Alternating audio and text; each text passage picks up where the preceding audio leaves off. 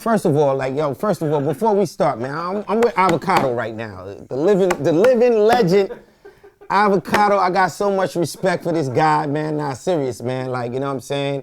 You know, we've been in the same industry for so many years, you know, but like, you know, it took us a minute to link up, but we linked up and we made a lot of history together.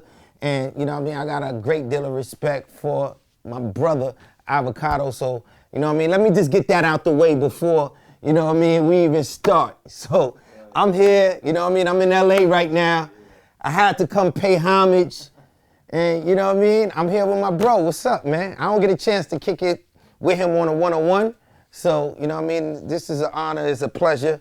And I'm here, man. What's up? Yeah. Avocado, what's going on? The honor's all mine. But yeah, man, I remember we talked a while ago at the initiation face-offs, and you know, I love the fact that like not only are you like the biggest, like you are the face of battle rap, but you're also like you're technically knowledgeable about videography. I love that about you. Yeah. Do you remember the first camera that you had? Yeah, absolutely. What was it? A PD 150, Sony, you know what I mean? That was like a digital camera back in the days. Like, I bust my ass, I hustled, I did a lot of fucking illegal shit to get that camera, man. You know what I mean? By all means necessary, like, you know what I mean, was my motto and my energy to, like, you know what I mean, acquire and to get that camera. So, like, you know what I'm saying, I made it happen, and that made me the man that I am today. Got that probably like in, I think it was like, the year 2000, the end of 2000, 2001 maybe. You know what I'm saying? That's crazy. And you know what I mean? Yeah, I got my first like real video camcorder, a PD 150. I wanted to ask you about like some of the early Smack DVD battles, like the actual logistics behind them. First of all, J Mills and Mook. Yeah. I was always wondering, were you guys standing on like a picnic table? Like, where were yeah, you it was a standing picnic on? table bench, like that was on 125th Street in front of the state building. You know, they had like, you know, it was, I think like if my memory served me correctly, it's like concrete though, like, you know what I mean? And they just had benches where people in the building could go downstairs and eat their lunch and stuff like that. You know, we seen it there, it was vacant at the time, so we just took the opportunity to actually bring the whole city there to actually listen and hear that particular conversation between Murder Mook and J Mills. And it was crazy, man. It was crazy, man. The whole city came out. Everybody was uptown, Harlem 125th on that day, like, you know what I mean? And, you know, yeah, man, that shit was crazy, man. That was a very historical event, you know what I'm saying? And a major event in my legacy. Mook versus Serious. Yeah. So that was supposed to happen in the gym, right? Yeah, it was supposed to happen in the gym, but unfortunately, you know what I mean, shit had popped off. Math Hoffa, you know what I'm saying, and Dose, you know what I mean, had a battle, and y'all all seen what happened, you know what I'm saying? Yo, man, you know, Dose, you know what I mean, got in his face a little too much, where his brim of his hat touched Math's nose. And then shit just went, you know what I mean, left from there, you know what I mean? It was up from there, you know what I mean? Shit popped off. Y'all seen the classic footage with, you know what I'm saying, Math and Dose. And, you know, a big melee broke out and it was over. So then, you know what I mean, went uptown, you know what I mean, booked the barbershop and, you know what I mean, got the Mook and Serious battle done, you know? So that was in a barbershop? Yeah, it was in a barbershop, Mook and Serious Jones. Word. Yeah, I was always curious, like where, like that, so it was like far away from the gym, right? It was. Like, it was far away from the gym. You know, it was like, you know, I want to say it was like on like 3rd. It was on the east side, Upper Manhattan, like, you know what I'm saying? You know, you know, that's like 20 years ago. So 20 plus years ago. Yeah, you know what I mean?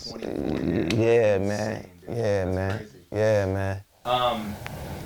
What's the in your early days, the Smack DVD days? Because it used to be like they would battle until they ran out of rounds. Yeah, it was really no set limitation on timing when it comes to the battles or rounds. Like, you know, we used to go like 10, 20 rounds if you had them. So my question, because this has happened to me before, before digital cameras, were you ever worried about running out of tape?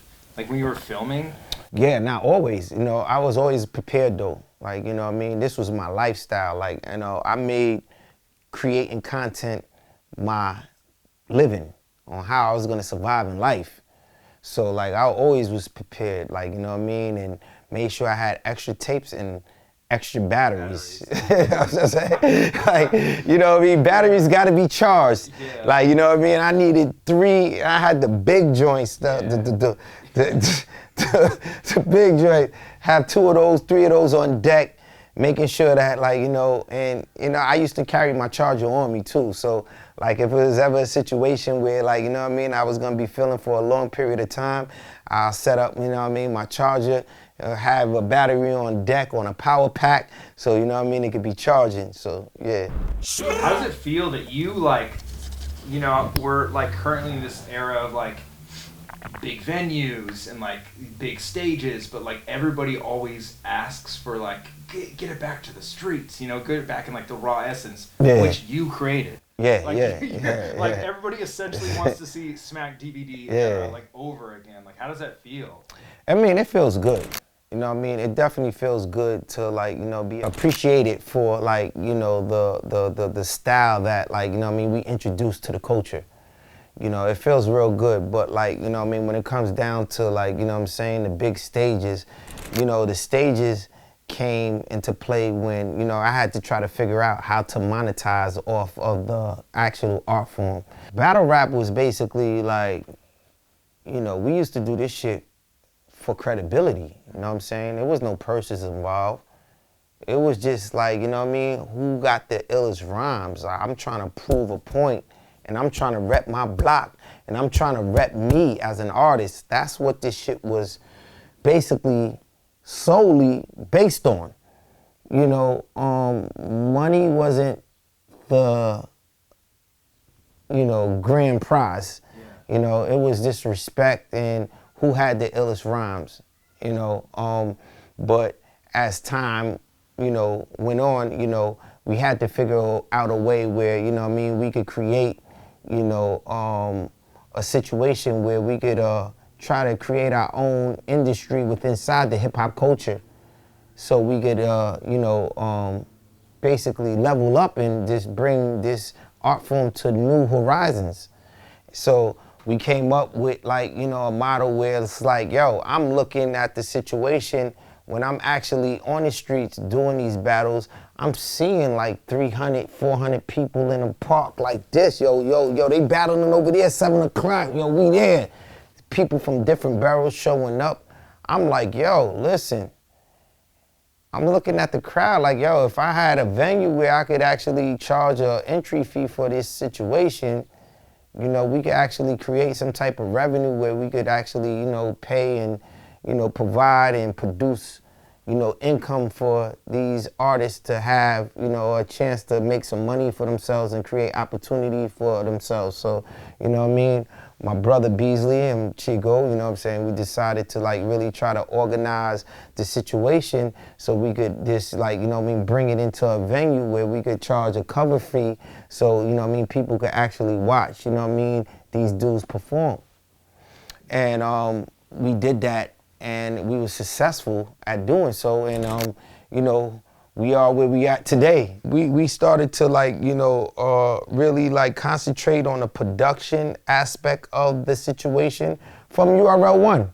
Because they was all mic'd up in URL 1. We had audio, and we was just, I was just, like, focused on the production aspect. I swear, I just wanted to, I wanted this content to be represented in the right way. Because me, I was always all about quality when it came to, like, you know, the stuff that I produce. Anything coming from me had to be on high quality. That's why I invested so much energy and money on equipment and learning equipment. Like, people don't know, like, I used to shoot, I used to be the cameraman. I'm a cameraman. I'm a cameraman first. Like, for real. I used to, waiting outside the clubs in the rain just to get a drop from Busta Rhymes. They'll tell you, Busta everybody, like that's why I'm respected, because they seen the progression that transpired from my hunger and my perception or my perspective for the culture of hip hop.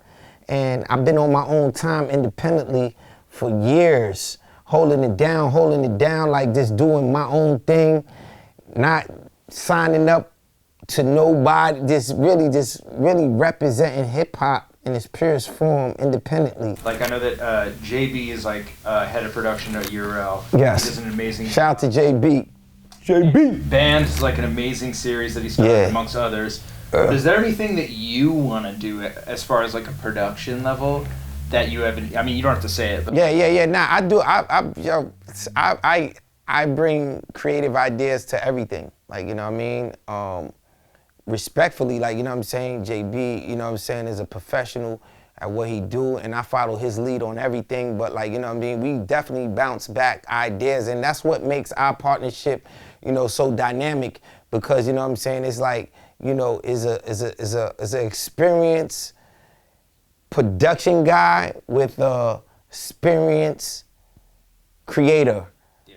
You understand what I'm saying? So when we got, like, you know, you got to experience, you know, energy from production standpoint, you got to experience energy from a creative, and it's just like, you know, the creative understand the technology too, and, you know, he's way deeper in the technology or the production than I am, so like he could bring shit that, like, you know what I mean, I want to do to life more in a dynamic way. So, like, you know what I mean, it's just like a perfect marriage, a perfect storm, you know, and we just try to put on.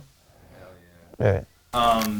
Do you have a favorite moment throughout your legacy, like, that you were like, okay, like that was like really special for you? Because I know that you said like the J Mills battle and like, but I was thinking today when I was driving to the gym, like, oh, like Smack's biggest reactions at, like, because you are calm, cool, and collected most of the time, and then when you do react, people are like, oh my god, so you got a reaction out of Smack, you know, one that comes to mind is like Shine DNA. You were reacting like really heavy. Shine and DNA. Shine, the scientist came out.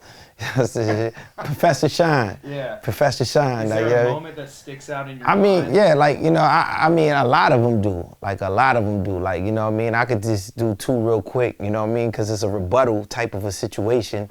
But, like, you know what I mean?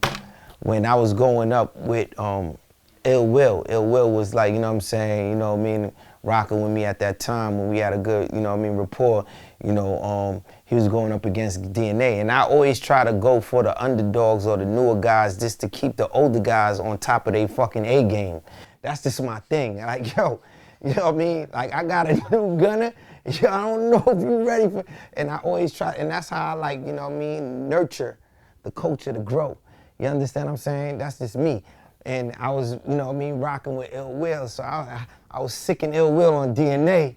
And, you know what I mean, DNA didn't really take, you know what I mean, too kindly of that.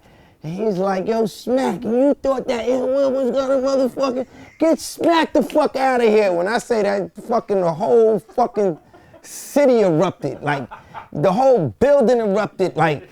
Fucker, get the yak the fuck out of here. Look at that hat. Get that the fuck out of here. You thought I was gonna lose? Get Smack the fuck out of here. Fuck out of here.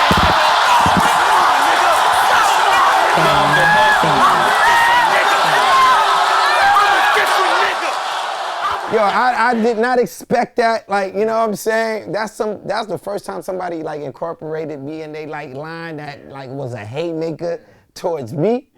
You understand what I'm saying? And the whole building, like, you know what I mean? I had people that was outside the building, like, yo, we was walking past and we didn't know what the fuck was. We just heard the screaming out of the building. Ah! Yo, people like, yo, we was gonna call 911. We thought it was something. You know what I mean? I didn't know what was going on in the building. He shook it up. He shook it up with that. He smacked the mic out. Nah, I dropped the mic and anything. Like, yo, man, fuck this motherfucker. This motherfucker, you know what I mean? I didn't know what to do because this is the first time oh shit, this motherfucker, I ain't know to be bad. Now that's my brother though. But I love it though, cause you know what I mean? That was the first time somebody ever really like, you know what I'm saying, got at me like. So that was like, you know what I mean, monumental. That shit, you know what I mean, still resonate. But, you know what I mean, on a rebuttal to that, is when my #1 gunner, Tay-Rock, you know what I'm saying, I was battling DNA, like, you know what I mean, he came back and, you know what I'm saying, shot him with his own gun. You know what I mean? Like, yeah, how dare you tell my nigga Smack to get the fuck out of here? If I was Smack, I was really like, yo, now you ain't getting your other half, now you get the fuck up out of here. So, you know what I mean? You know, it's things like that. Those two really stick out in my mind, like, you know what I mean, as some of the top moments of, like, you know what I mean, you know, that I could remember, like, you know what I mean, just real quick. I mean, it's a million more, though. It's a million more, man. Like you said, like, you know what I mean, we've been doing this shit for, like, you know what I mean, 24 years filming, 14 on a motherfucking URL or 15, I lose count. I'm just working, trying to put on for the culture, and I feel like, you know what I mean, this is my purpose of existence, like, you know what I'm saying, to do what I'm doing, because, you know what I'm saying, I'm successful at doing something that I love to do, and I'm gonna continue to keep pushing, and I'm gonna continue to, like, you know, keep putting on for the BRC, the battle rap culture.